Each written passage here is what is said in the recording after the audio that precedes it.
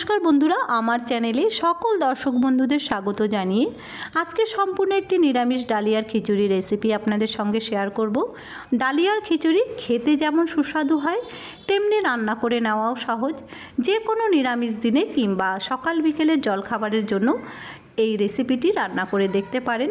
প্রথমেই শুকনো খোলায় ডালিয়া রোস্ট করে নেব। সেই জন্য কড়াইতে 200 গ্রাম ডালিয়া দিয়েছি।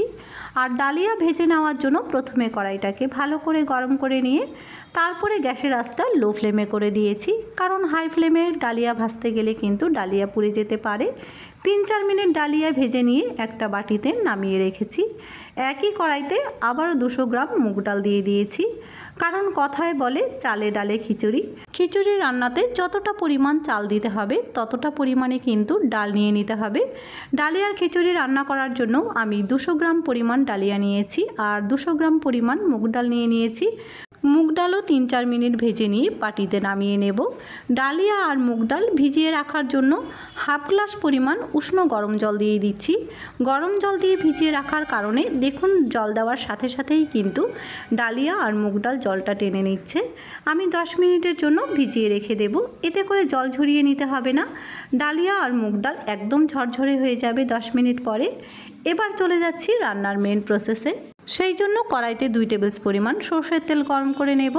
তেল গরম করে নিয়ে ফোড়ন দিচ্ছি শুকনো লঙ্কা, একটা তেজপাতা, সাথে দিয়ে দিচ্ছি গোটা জিরে হাফ চামচ। এবার ফোড়নের মধ্যে একটা মিষ্টি গন্ধ আসা পর্যন্ত ফোড়নটা একটু লাল করে ভেজে নিয়ে আদা জিরা বাটা একসাথে দিয়ে দিচ্ছি, সাথে হাফ টিস্পুন পরিমাণ গোটা ধনেও দিয়েছিলাম আর 2টো কাঁচা লঙ্কা দিয়ে ফোড়নের সাথে মশলাটা বেশ ভালো করে কষিয়ে নেব। নিরামিষ খিচুড়ি কিংবা নিরামিষ তরকারিতে আদার পরিমাণটা কিন্তু একটু বাড়িয়ে দিতে হয়, তাই আমি 1 ইঞ্চি পরিমাণ আদা দিয়েছি।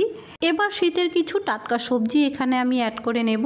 দিয়ে দিচ্ছি ছোট টুকরো করে কেটে রাখা আলু, সাথে গাজরও দেব আর কয়েক টুকরো ফুলকপিও সাথে অ্যাড করে নিচ্ছি। 1 মুঠো দিয়ে দিচ্ছি বাঁধাকপি। তবে এখানে আপনারা আপনাদের পছন্দ মতন সবজি কিন্তু অ্যাড করে নিতে পারেন।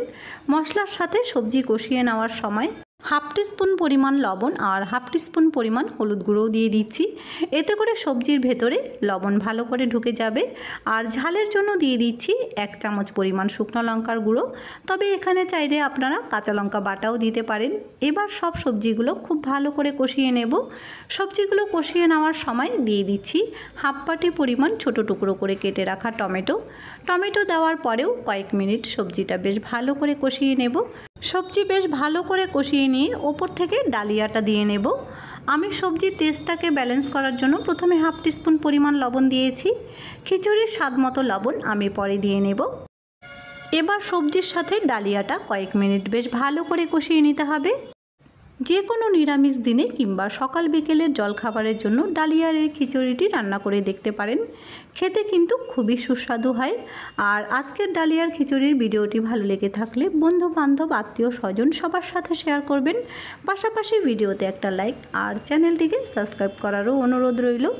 ডালিয়া সবজির সাথে বেশ ভালো করে কষিয়ে নিয়ে আমি 3 গ্লাস পরিমাণ উষ্ণ গরম জল দিয়ে দিচ্ছি, কারণ ডালিয়ার মধ্যে উষ্ণ গরম জল দিলেই ভালো। ডালিয়া কিন্তু খুব তাড়াতাড়ি সেদ্ধ হয়ে যায়। আমি 10 মিনিটের জন্য ঢাকা দিয়ে রেখে দেব আর 10 মিনিট পরে ঢাকনা খুলে নিয়েছি। দেখুন ডালিয়া আর সাথে মুগ ডালও কিন্তু খুব সুন্দরভাবে সেদ্ধ হয়ে গেছে। যেহেতু নিরামিষ ডালিয়ার খিচুড়ি, তাই টেস্টটাকে ব্যালেন্স করার জন্য আমি কয়েক দানা চিনি অ্যাড করে নিচ্ছি। এখানে আপনারা স্বাদ মতো লবণও অ্যাড করে নেবেন। আমি খিচুড়ির স্বাদ মতো লবণ এখানে দিয়ে নিয়েছি, ভিডিওটা করতে ভুলে গিয়েছিলাম। আপনারা কিন্তু খিচুড়ির স্বাদ মতো লবণ এখানে অ্যাড করে নেবেন। আর নামানোর আগে দিয়ে দিচ্ছি 1 চামচ পরিমাণ গরম মশলার গুঁড়ো, সাথে ছোটো বাটির হাফ বাটি পরিমাণ ঘিও অ্যাড করে নেব, কারণ যে কোনো নিরামিষ তরকারি কিংবা নিরামিষ খিচুড়িতে একটু ঘি দিলে খেতে বেশি ভালো লাগে। আমি ঢাকা দিয়ে 80% রান্না করে নিয়েছি। চাইলে আপনারা ঢাকনা খুলে একটু ওপর নিচ করে নেড়ে দিতে পারেন। আর ঘি আর গরম মশলার গুঁড়ো দেওয়ার পর 100% বেশ মজিয়ে রান্নাটা করে নামিয়ে নিচ্ছি। আর ফাইনাল লুক আপনারা দেখতেই পাচ্ছেন। আশা রাখবো আজকের রেসিপিও আপনাদের কাছে ভালো লাগবে। ভালো লেগে থাকলে ভিডিওতে একটা লাইক আর চ্যানেলটিকে সাবস্ক্রাইব করারও অনুরোধ রইল। ফিরে আসবো নতুন একটি রেসিপি নিয়ে।